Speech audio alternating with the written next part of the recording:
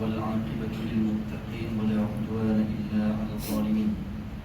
أشهد أن لا إله إلا الله وحده لا شريك له وأشهد أن محمدا عبده ورسوله. اللهم صل وسلم وبارك على سيدنا محمد وعلى آله وأصحابه ومن تبعهم بإحسان إلى يوم الدين.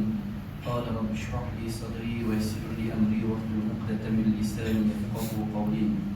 اللهم فقهنا في الدين وعلمنا في التأويل. اللهم يسر ولا تعسر. اللهم انفعنا بما علمتنا وعلمنا ما ينفعنا وزدنا علما والحمد لله على كل حال. أما بعد. Saya hormati Tun Bursi, Tun Iman, ahli jatan kuasa muslimin muslimat, hadirin hadirat yang dirahmati Allah Subhanahu wa taala. Syukur kepada Allah Subhanahu wa taala dapat kita bertemu lagi pada malam ini. Alhamdulillah. 4 bulan tuan-tuan, kita ialah berkurung, diperintahkan berkurung, insya-Allah mudah-mudahan. Sebab itu Allah Subhanahu wa taala menyebutkan kita selalu dengar ayat ini. Allah menyatakan wa'asa an takrahu syai'an wa huwa khairul lakum wa 'asa an tuhibbu syai'an wa huwa syarrul lakum wa 'asa an takrahu syai'an. Mungkin sesuatu tu kita tidak suka. Yang perkataan kariha ni benci, benda yang makruh, benda yang tak suka lah. Dia datang ni wabak ni, tak ada orang suka tuan-tuan. Kena berkurung, nak apa dia datang ke masjid pun bersyarat ya. Keadaan kena pakai tu banyak syarat. Dia mungkin menyebabkan kita ada orang yang lebih lagi hilang pendapatan, pekerjaan, hilang jawatan kerja apa semua lah Mana kalau kita lihat Allah menyatakan wa'asa an takrahu syai'an wa huwa khairul lakum. Mungkin kita ni tidak suka pada benda ni, tetapi Allah mengatakan mungkin baik pada kamu. Kan kita tak suka tapi ada kebaikan dia. Saya tengok kebaikan dia seperti mana Allah sebut dalam ayat yang sama juga seterusnya, wa'asa an tuhibbu syai'an. Mungkin kita ni suka sesuatu itu tetapi tidak baik untuk kita. Maka kalau kita lihat tuan-tuan ya, kebaikan tu ada di sebalik hikmahnya. Saya nampak kalau kita lihat sedikitlah belum kita bicarakan. Di antaranya kalau kita lihat kebaikan itu, saya tengok kebaikan itu banyak ada yang kita peroleh daripada PKP pertama dulu. Ada orang kata 2040 nanti soalan SPM akan keluar. PKP apa yang keluar dulu? PKP ke PKPB ke PKPP ke? Banyak sangat kita pun tak ingat tuan-tuan Jadi kalau kita lihat di antaranya, saya tengok sebelum datang Ramadan, datang PKP ni banyak rahmat dia. Salah satunya kita diperintahkan duduk di rumah, tak boleh keluar rumah. Sehingga kan orang nak buat jenayah pun tak dapat buat jenayah. Betul tak? Orang yang mencuri, jangan kata mencuri kaki ketum pun tak ada nak minum air ketum tuan-tuan. Ya, susah nak dapat ketum tu. Nak keluar tak boleh. Semua segala pergerakan tu dikawal, ditanya, bahkan disaman pula tu. 1,000 nak bayar, cari mana musim PKP ni tuan-tuan 1,000 yang kata 1,100 pun besar pada kita nak sebutnya. Jadi kalau kita lihat belum datang Ramadan tu Allah didik kita, sehingga kan susah orang nak buat perkara jenayah, nak buat perkara tak baik, nak buat perkara maksiat. Segala pintu pun tutup. Kita tengok kan, tak pernah tutup pintu apa dia kelab malam. Dah spot tutup, perintah tutup terus sampai sekarang rasa tak buka lagi. Harap tak buka pun tak pun. Kan, kilang Arab pun tutup, lama dah suruh tutup kan, tutup terus PKP. Banyak hikmah dia kita lihat. Dia desain datangnya sebab apa dia? PKP tadi sehingga datang Ramadan. Bila masuk Ramadan, masya-Allah manusia lebih baik. Patut lebih baik lagi. Lebih baik daripada sebelum Ramadan. Datang Ramadan makin bertambah kebaikan. Di sana kita dah Nabi pun sebutkan, idza jaa Ramadan, apabila datangnya Ramadan, futihat abwaabul jannah wa ghulqatil abwaabun nar. Nabi kata dibukakan pintu syurga, ditutupkan pintu nerakanya, syaitan dirantai semua.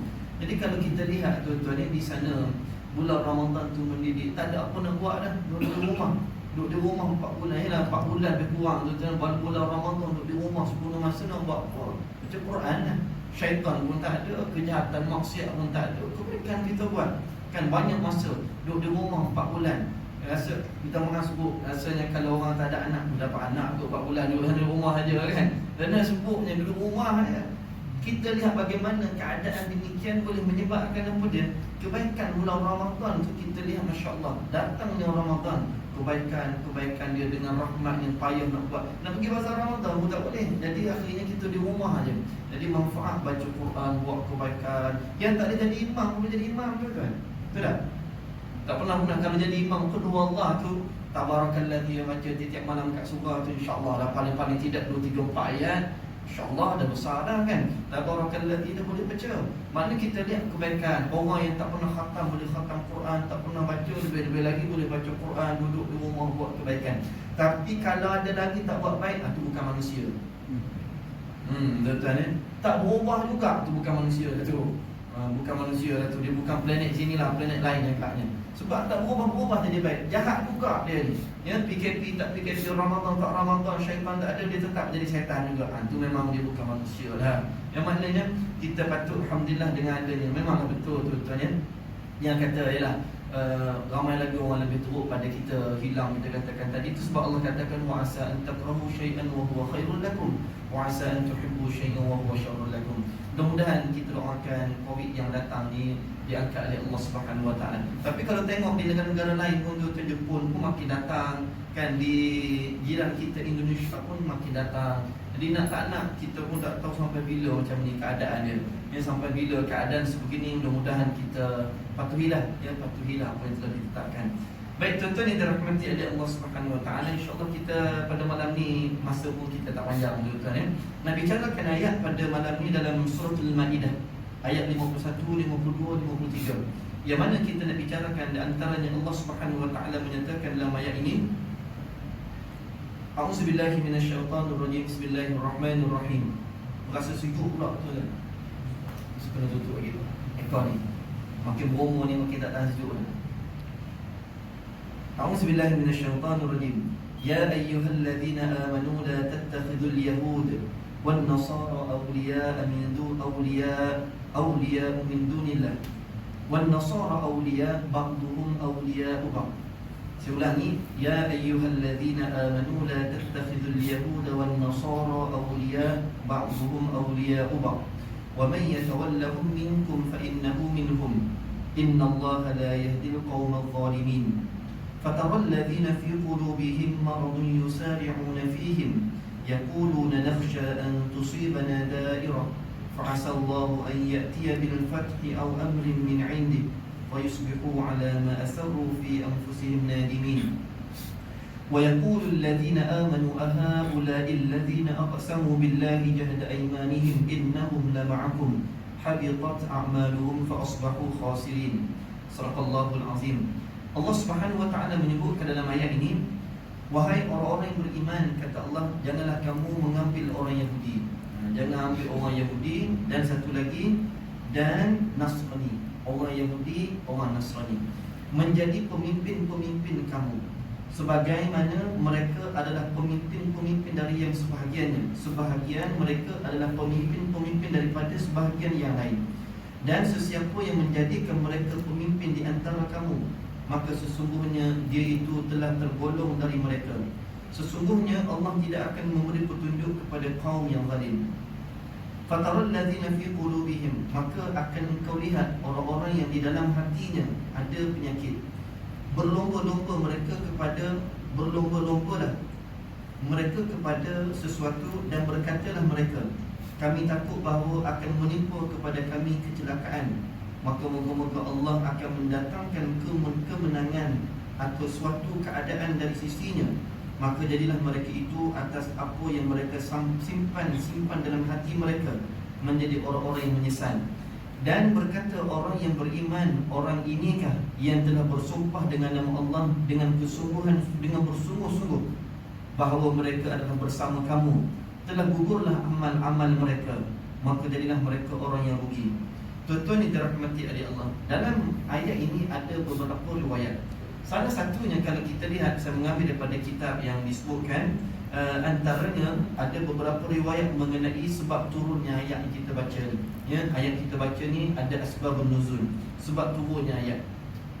Antaranya ialah riwayat daripada Ibnu Syaibah dan juga Ibnu Jarir daripada Atiyah bin Sa'ad yang menceritakan, meriwayatkan bahawa Ubadah bin Samit, di antaranya seorang yang bernama Ubadah bin Samit daripada Bani Khazraj, Bani Khazraj ni kita tahu orang Madinah. Dia ada dua je di Madinah ni, tuan-tuan, Aus dan Khazraj. Ya. Khazraj ni kalau kepala dia, kalau kita lihat paling besarnya Abdullah bin Ubay bin Salul. Ya. Jadi kalau kita lihat bila mana bahawa apabila iaitu Ubadah bin Samit daripada Bani Khazraj datang berjumpa menghadap Nabi SAW. Dia datang jumpa dengan Nabi. Dia kata, ya Rasulullah, dia sebut pada Nabi, ya Rasulullah, saya ni orang yang mempunyai ikatan. Ini kita cerita nak sebutnya bila Allah turun ayat yang jangan jadikan pemimpin kamu, ketua kamu Yahudi dan Nasrani. Maka dia datang jumpa Nabi, dia kata, ya Rasulullah, saya ni orang yang mempunyai ikatan. Ada ikatan apa? Persahabatan dengan orang-orang Yahudi yang merupakan kawan-kawan yang akrab sekali. Dia ni memang berkawan dengan Yahudi sejak daripada budak sampai waktu tu dia berkawan dengan Yahudi. Lepas tu bukan berkawan je, ikatan persahabatan. Sebab tu kalau kita lihat tentang berkawan ni pun dalam Islam mengajar kita. Sebelum saya nak sebut ni, saya teringat dalam riwayat ada disebutkan bagaimana mencari mengenali kawan dalam Islam. Kita tengok sikit tuan-tuan supaya kita dapat membezakan bagaimana dikatakan oleh Nabi SAW. Nabi SAW sebut tuan-tuan, Nabi sebut tentang kawan ini. Kita nak mengenali, nak kawan dengan orang ni, Nabi ajar daripada kita. Nabi kata daripada Abi Abbas Abdullah radhiyallahu anhu, dia mengatakan dalam satu riwayat ini Nabi SAW menceritakan, menyebut kepada kita di antaranya ada beberapa perkara. Salah satunya, hadirin dirahmati oleh Allah Subhanahu wa taala, Nabi kata dalam hadis Nabi berkenaan dengan kawan, yang mana Nabi menyebut kepada kita agar kita mencari kawan ini, biarlah kita berseorangan, jangan kita mempunyai kawan yang jahat. Kalau kita ada kawan jahat, lebih baik berkeseorangan daripada kita berkawan dengan orang jahat. Tetapi andainya kita mempunyai kawan yang soleh, orang yang baik, lebih baik kita berkawan dengan soleh daripada kita berseorangan. Kalau ada di tempat kita, tempat kerja, di tempat taman kita, mana-mana lah, ada orang soleh ni, kawan dengan dia. Yang kerana apa tuan? Lebih baik kita berkawan dengan orang soleh daripada kita berseorangan. Duduk seorang ni tak bagus. Kena ada kawan soleh. Tapi kalau ada jahat, lebih baik berseorangan. Jahat kan, duduk seorang-seorang ni lebih baik. Ini dia ajar kepada kita, disebutkan oleh Nabi SAW. Ini baik tuan-tuan yang dirahmati oleh Allah. Balik kepada bagaimana katanya Ubadah bin Samit ni, dia kata aku ni punya kawan yang rapat, kawan yang akrab. Dengan siapa dah? Dengan Yahudi. Bukan dengan beberapa orang je, dia kata ya Rasulullah, bukan 2-3 orang, bukan seorang dua, tetapi dengan jumlah yang ramai, kumpulan yang ramai Yahudi.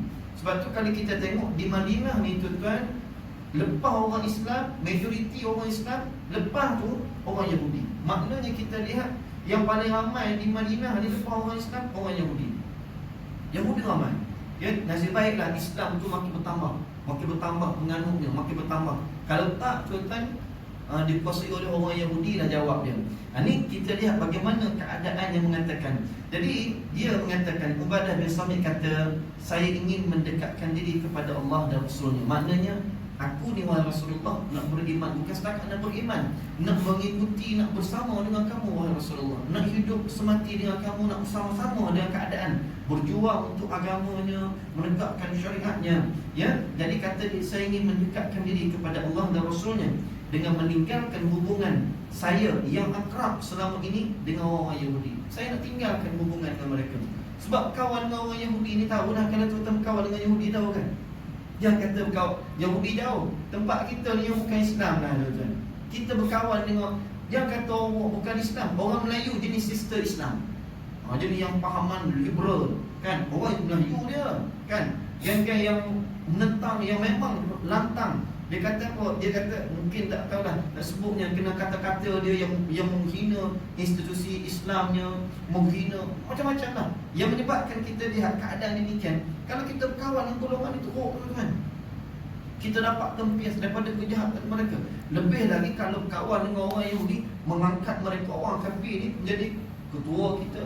Jangan pula kalau tuan-tuan ada kerja dengan majikan macam dulu, jangan pula tuan-tuan buat. Maknanya orang kata bekerja tu dalam keadaan yang kata ulama lain lah. Tapi kita mengambil kawan makan tengah hari pun dengan kita, makan di rumah kita pula makan sama-sama. Ni kita lihat bagaimana keadaan demikian. Jadi katanya mendengar ucapan Ubadah itu, lalu Abdullah bin Ubay bin Salul, ketua munafik ni.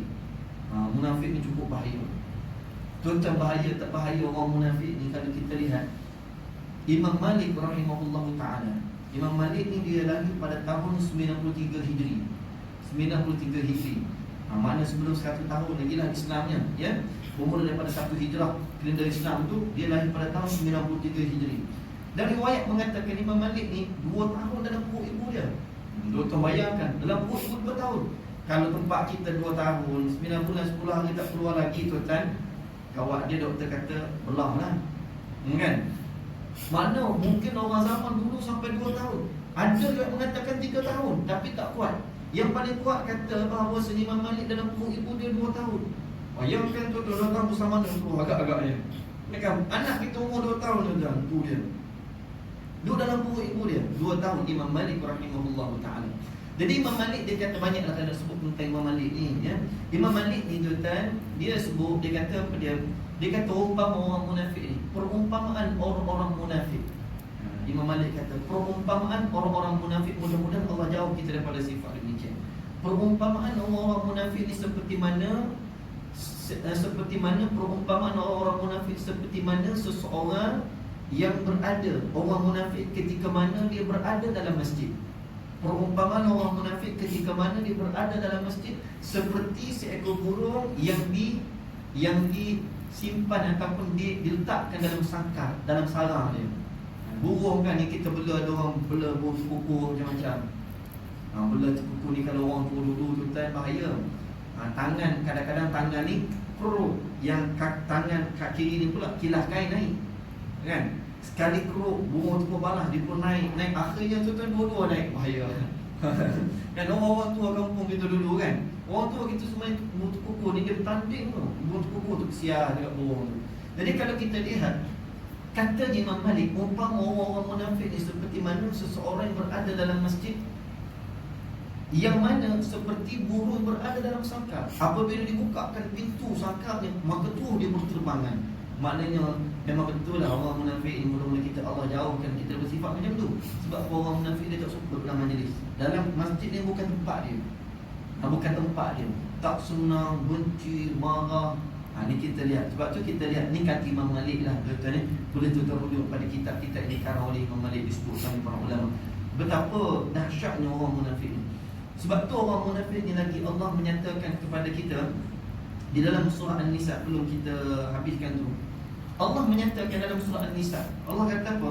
Basyiril munafiqin bi anna lahum azaban aliman. Allah kata basyiril munafiqin, berikan khabar, berita gembira, bi anna lahum, kepada mereka azab yang keras, ya. Bagi tahu kepada orang munafik ni, berita gembira pada mereka, azab yang keras pada mereka. Itu berita gembira untuk orang munafik. Alladzina yattakhizuna al-kafirina awliya'a min dunil mu'minin ayabtaghuna 'indahumul 'izzah fa innal 'izzata lillahi jami'an. Bahawa Allah kata sesungguhnya disediakan untuk mereka azab seksa yang tidak terperi sakitnya. Memang betul dalam ayat lain pula Allah kata innal munafiqin fid darkil asfali minan nar. Orang munafik ni Allah kata tempat duduk dia paling bawah sekali, asfal, paling rendah sekali, paling hina lah. Neraka ni kan api lah, kalau kita masak bakar api lah tu kayu api kan, paling bawah apa dia, kayu api lah. Tu tempat duduk orang munafiknya. Jadi Allah kata iaitu orang-orang yang mengambil orang-orang kafir menjadi teman rapat dengan meninggalkan orang-orang beriman. Orang munafik ni perangai dia macam tu. Dia mengambil orang-orang kafir menjadi teman rapat dia, menjadi teman rapat baik dia, dan dia memutuskan, dia membenci, dia tak suka dengan orang yang beriman. Dia tak suka. Ini bahaya sifat munafik. Kan sifat munafik ni bahaya. Sebab tu orang yang mendahulukan orang kafir, mengangkat orang kafir, memuliakan orang kafir, sanggup menentang, sanggup membenci orang Islam, ini sifat munafik tu kan. Sebab tu minta jauh pada Allah. Siapa sebut? Allah sebut, bukan kita sebut, ya. Allah yang menyatakan, Allah mengatakan apa dia? orang-orang kafir kita, iaitu orang-orang yang mengambil orang-orang kafir menjadi teman rapat dengan meninggalkan orang yang beriman. Dia sanggup tinggal orang beriman, dia ambil orang kafir menjadi teman rapat dia lebih memuliakan, nak tunjuk konon-kononnya. Contohnya mungkin dia kata di dakwah kita, tapi Allah tak kata macam tu. Dia je katanya ni dakwah kita. Tidak, bukan begitu Allah mengatakan. Tidaklah patut orang-orang munafik mencari kekuatan dan kemuliaan, sebab dia nampak mulia, nampak kekuatan kan. Sebab tu kalau kita lihat tuan-tuan ni dirahmati oleh Allah, ada orang ni tuan-tuan ya, sebab tu kalau kita lihat di zaman Nabi SAW, orang pakai apa? Pakai gelang, pakai rantai. Zaman Nabi ada pakai gelang emas, rantai emas. Zaman Nabi ada seorang pemuda ni, Nabi tegur dia. Nabi tegur, kenapa kau pakai macam tu? Dia kata nak bagi nampak hebat. Kan ada orang yang kita tengok kan dia pakai tu, dia rasa hebat. Padahal kalau dia tuan-tuan ni, contohnya esok-esok tuan-tuan ada anak perempuan orang macam tu dengan rantai gelang yang datang dan minta membina anak dia, nak bagi ke? Kan? Nak bagi orang? Tak bagi je tu orang macam ni. Orang pandang hina. Allah menghina orang macam tu. Ya? Dia kata apa? Aku pakai macam ni wahai Rasulullah, nak bagi nampak hebat. Kan kita tengok kesian kat dia nak bagi nampak hebat ni. Sampai kan angkat tangan pun beruk pun tak pakai, dia pakai. Tak ada sebut sampai tahap tu. Rantai yang besi pula tu, kalau emas tu ada nilai ada ni. Tapi nak sebut Allah, Nabi kata, kalau kamu nak mulia, tinggalkan benda tu, kamu akan nampak mulia. Bukan kerana kamu pakai jadi nampak mulia. Kamu dihina di kalangan manusia dan Allah menghina tempat kamu. Sebab tu kadang-kadang kita ni fikir logik, kita fikir kalau aku pakai macam ni orang rasa takut. Yang story kan, orang kata hebat ni, padahal tak, Allah merendahkan kedudukan orang macam tu. Sebab tu penting itu tuan. Jadi orang munafik dia rasa macam tu. Dia rasa bila dia ambil orang kafir ni, kan, dia jadi orang kafir teman rapat dia rasa dia hebat. Sedangkan Allah menghina, lagi rendah, lagi hina dia di sisi Allah. Dan orang pandang dia lebih hina. Itu salah faham dia. Sebab tu kita jangan jadilah golongan demikian. Dan kata Allah, dan kerana sesungguhnya kekuatan dan kemuliaan, apa sahajalah, semuanya ia milik Allah. Allah yang bagi pada orang tu. Sebab tu kita lihat orang alim, orang soleh tuan-tuan, tak nampak apa, tapi orang takut dia. Cakap dia orang takut kan. Kata-kata dia kadang-kadang kena pula Allah bagi kat dia ilmu yang boleh dia nampak je dah. Nak jumpa dia takut kan, nanti dia cerita buruk aku pula kan, malu kan nak sebut dia. Ini Allah bagi kepada orang yang Allah sayang pada hamba dia. Hadirin dirahmati oleh Allah Subhanahu wa taala. Sambung pada riwayat yang kita sebut tadi ni yang menyatakan apa dia daripada riwayat kita sebut daripada Ibnu Syaibah dan juga daripada seorang sahabat Nabi Ubadah bin Samit ni. Bila kita dengar riwayat ni tuan-tuan, mendengar ucapan Ubadah itu, lalu Abdullah bin Ubay bin Salul, cerita Abdullah bin Ubay bin Salul ni, ya, dia pun bagi tahu kepada Rasulullah sallallahu alaihi wasallam. Abdullah bin Ubay bin Salul ni ada satu riwayat lagi saya baru teringat. Banyak riwayat tuan-tuan. Dalam satu perang dengan Yahudi Bani, kalau tidak salah Bani Qainuqa, ya. Ketika mana Nabi SAW dengan para sahabat datang kepada Yahudi itu, maka orang yang pertama datang pada Rasulullah, Abdullah bin Ubay bin Salul. Dia datang pada Nabi, dia pegang baju besi Rasulullah, dia tarik baju Nabi, wahai Abdullah bin Ubay. Dia punya memuliakan orang Yahudi daripada Rasulullah. Sedangkan tuan-tuan dia sembahyang di belakang Nabi, nak sebut Islam dia ni kan, sembahyang belakang Nabi, Masya Allah, bercakap tu dia. Kalau tengok zahirnya memang hebat. Kalau orang kata badan dia tu dia, orang tengok zahirnya pakaian dia hebat. Tapi nak sebut dia ni, bila mana Rasulullah datang nak kepung Bani Qainuqa, maka dialah orang yang pertama membela, sehingga kan dia sanggup menarik lengan baju besi Rasulullah. Nabi pakai baju besi tu, tarik dia letak, dia kata, wahai Muhammad, jangan kamu buat kepada teman aku macam ni. Dahsyat betul Abdullah bin Ubay, baru nampak kemunafikan dia macam tu, ya, sehingga ke muka Nabi berubah. Nabi marah, kata, wahai Abdullah, jangan kamu ganggu urusanku. Jadi bila macam tu, ya, sahabat yang ada ni geram dah. Sayyidina Umar lama dah geram kat dia ni, tapi Nabi tak bagi dia peluang. Kalau tak ambil leher dia kena pancung ni. Tapi nak sebutnya, dia kata, wahai Muhammad. Dia tak panggil Rasulullah, dia panggil Muhammad. Kalau orang panggil Muhammad, dia pun ajar lah tu kan, ya. kan, patut panggil Rasulullah. Mana cara dia tu, wahai Muhammad. Kalau kita wahai Rasulullah, dia tak wahai Muhammad. Jadi dia kata apa? Dia kata, kalau kamu nak tahu, Yahudi ni pernah membela orang kulit merah, orang kulit hitam dulu. Cerita dulu dia bela, orang Yahudi dia bela. Ni ada benda tuan. Orang kafir dia baik dengan kita kan, ada benda nak beli tanah kita. Kadang-kadang nak benda kita tu dia nak tu, lepas dia dapat memang tak kenal dah. Kan? Tak ada dah. Jadi kalau kita lihat macam tu kan, saya bagi orang tu mudah pergi kedai aksesori dah. Bos dia panggil, kita pun bos habis dah tuan. Dia pun cakap, bos kena tukar ni. Habis kita tinta tak tinta, tambah aksesori tu, tambah ni sebab bos. Lepas habis bos tu, dia kita tak tahu dia kata apa Melayu apa, sama-sama dia kita tak faham maksud dia. Kan, tapi nak sebutnya. Lepas dia dapat duit kita, dia tak peduli dah. Rosak aku tak tanggung. Masa belum tu boleh lah cakap. Jadi kalau kita lihat macam tu keadaannya, apa berlaku ni, dia kata orang Yahudi ni dia telah membela orang kulit hitam, kulit merah. Maknanya dia ni baik. Ada baik sikit ratus dia, banyak jahat ada baik. Jadi Nabi SAW mengatakan tidak. Nabi SAW tidak, dia kata jangan sibuk dengan urusan tu. Ya, dia kata takkanlah dalam masa satu pagi, waktu sepagi ni kamu datang, kamu nak bunuh, kamu nak hancurkan seluruh Yahudi ni. Punya dia takut. Kerana Yahudi itu teman rapat dia. Dia sanggup membela Yahudi daripada bersama dengan Rasulullah. Sedangkan Nabi buat tu perintah Allah. Bukan suka-suka Nabi. Nabi buat ni perintah Allah kerana Allah tahu Allah yang buat penyakit Yahudi ni. Nak ajar pada orang Islam biar kenal. Kalau tak ada contoh tak kenal tuan-tuan. Kan tak ada contoh orang Yahudi tak kenal. Sebab tu apa nama tu yang misai kotak tu, apa nama? Hitler. Kan? Dia kata kalau tidak kerana aku nak bagi tahu pada kamu semua, aku akan bunuh seluruh Yahudi. Dia agama Nazi rasa tak silapnya. Nazi agama dia rasanya. Kan komunis sudah buang dia dulu lah. Nak sebutnya tuan-tuan ni, nak aku tahu pada kamu ni Yahudi jahat tak jahat. Dia ajar pada kita.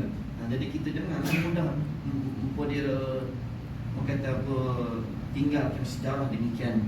Jadi bila mana Abdullah bin Ubay kata gitu, saya ni adalah orang yang penakut wahai Rasulullah, wahai Muhammad Rasulullah. Dia kata waktu tu di rapat Nabi dia baiklah.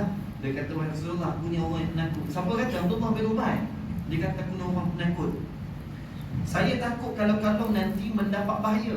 Orang tengok, dia lebih takut pada Yahudi, bahaya daripada Yahudi tu. Sebab tu kalau kita lihat Nabi SAW sebut tu dalam hadis, Nabi bagi ingat kepada iaitu Abi Abbas, Abdullah bin Abbas radhiyallahu anhu. Ibnu Abbas ni siapa dia? Sepupu Rasulullah. Ayah dia adik-beradik dengan Rasulullah. Ya, ayah dia adik-beradik dengan Rasulullah. Jadi kalau kita lihat hadirin dirahmati oleh Allah, Nabi sebut pada dia kata apa? Nabi saya nak baca makna dia. Nabi kata, ya ghulam, wahai budak, wahai anak, ihfazillah yahfazka. Aku nak wasiatkan pada kamu, nak ajar pada kamu. Apa dia? Peliharalah Allah. Ihfazillah yahfazka. Nescaya engkau dapati di hadapan kamu. Kita kalau jaga Allah ni tuan-tuan, jaga Allah kan. Memang betul ada orang dalam kerja nak jaga hak perintah-perintah Allah, kadang-kadang payah nak tapi insya-Allah Allah bersama dengan kita. Sebab tu kata Nabi, apabila engkau meminta, maka mintalah kepada Allah. Kemudian Nabi kata apa? Dan apabila engkau memohon pertolongan, maka mohonlah kepada Allah. Yang ni nak sebutnya. Dan ketahuilah wahai gulam, wahai anak, sesungguhnya umat itu kalau mereka berkumpul untuk memberi manfaat. Ni tuan-tuan, umat itu kalau sekiranya mereka berkumpul jutaan manusia nak memberi manfaat kepada engkau, kecuali dengan sesuatu yang sudah ditulis oleh Allah atas engkau. Maknanya kalau umat tu memang nak bagi manfaat, memang Allah catiklah kamu yang akan dapat manfaat, insya-Allah kamu akan dapat. Dan sekiranya mereka berkumpul untuk memudaratkan kamu, kalau tidak dengan izin Allah, tidak akan diberikan mudarat pada kamu. Nak sebutnya. Jadi Abdullah bin Ubay ni tuan, dia lebih yakin dengan Yahudi. Dia kata, ya Rasulullah, kalau aku tinggal Yahudi nanti, aku tinggal puak-puak Yahudi ni, aku takut dapat bahaya. Kalau dia betul-betul beriman, dia kena yakin dengan apa yang disebutkan oleh Nabi kepada Ibnu Abbas radhiyallahu anhu. Sebab tu kita lihat tentang atas dunia ni, kalau kita buat benda baik, insya-Allah. Kan, saya teringat ketua polis Johor, Datuk Ayub Khan, dia kata bila mana dia digasak, bila mana dia pegang dua ahli parlimen DAP dia pegang. Ini bukan cerita politik lah, dia nak sebutnya.